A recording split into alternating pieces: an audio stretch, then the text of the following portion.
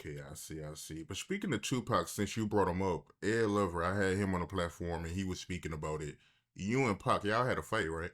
Nah, Ed's my man. He just had a couple of things incorrect. Yeah, it was at Glam Slam downtown Los Angeles. It was a kind of a dark time for me. Like I said, I was in between. I'd had 4 albums out, and I'm going through that. My career's over. Probably thing going through my head. I was drinking a lot around that time. You know what I'm saying? He had that correct, and but the misconception is me and Tupac was great friends. You know what I'm saying? So it was never I would never press him or anything like that. We always when we saw each other out in Miami or New York, we always banded together and rolled out together. So we were tight. This particular night, I'm out with some friends and at the bar and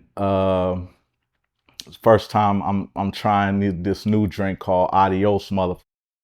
I had about 3 of them, and and Pac came in, greeted me at the bar, and he had it wasn't a blue rag. That's the mistake Ed Lover had. It wasn't a blue rag. It was a red rag, and I it started off on some humorous, what I'm saying, playing around like what you got on your head, you know what I'm saying, and I'm drunk and like I said, going through some things and kind of in this crazy space, and it just it was more of the people that was around Pac that was tripping out, you know what I'm saying? I started out on like some playful things, playful shit, and it just went too far to where the shoving and all that came into play and all that. And we ended up getting put out the club. And it just turned crazy. And like I said, it was more the people around him. We got outside and I'm trying to get to him. Everything is crazy. I'm trying to get to him and they getting in the car and things like that, and I'm trying to speak to him at the car, and then somebody dope fiend me from behind, and I was out. And what's funny about that is I don't know I don't know what I was tripping on. I'm not I say it all the time. I'm not a gang banger. I've been affiliated with the gang culture. I mean, my family, I got family from Compton, and that's what I represent. And I got family from LA gangs and all that. So just trying to I guess show out in front of the people that I came with and be this cat that I'm really not, you know what I'm saying? But it was embarrassing to me. I chose to come on and get the facts straight because it was a dark time in my life and I was drinking too much.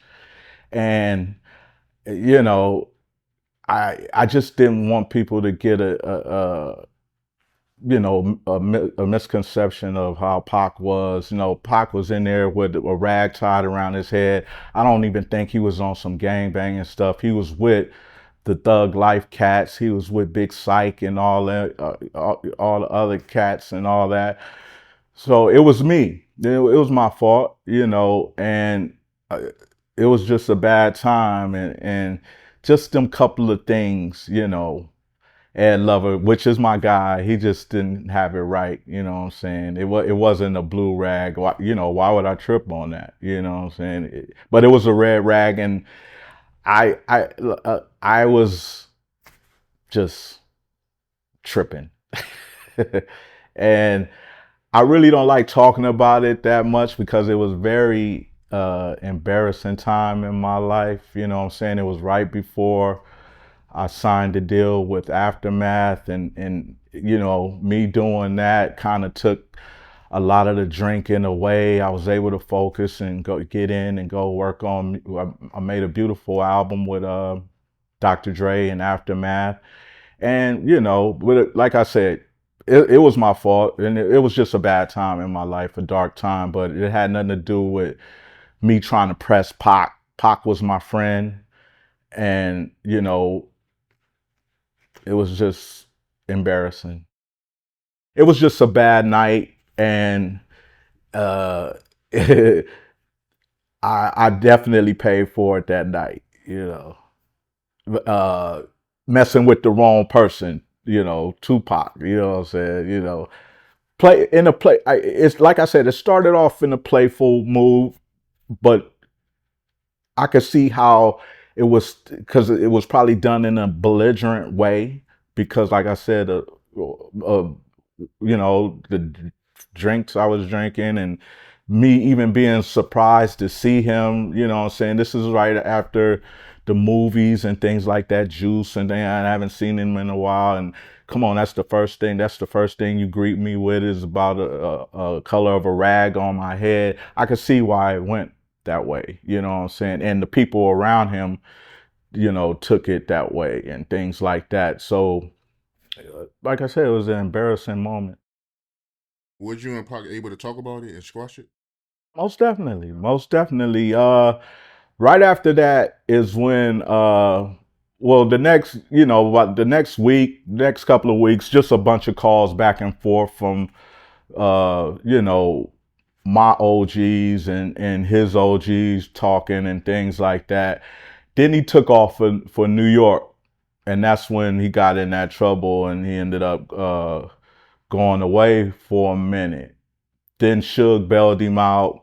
He came back, started working on All Eyes on Me, and I went and saw him up at Death Row Studios, Can-Am, and squashed it there. And he was actually in the middle of the photo session for All Eyes on Me, the pictures, the album cover pictures and things like that. The manager I had at the time, Shari Henry, put it all together to where I was able to go speak with him and get it squashed and we were good after that. So that's what I was saying. It's not really a long drawn out story or beef situation. I take full responsibility for, you know, my antics back then. Like I said, I was in a sort of a dark place, and my drinking had really got out of control. You know, come on, I created a group called the Alcoholics. What do you expect? You know what I'm saying? So the Liquid Crew, that's what we did. And you know, when you come in, you see me at the bar. That's where me and Pac met. I mean, you know, ran into each other, and it just went. It wasn't supposed to go like that. I was, you know, it was actually a greeting, and I was happy to see him. But I could see how I came off another way. You know.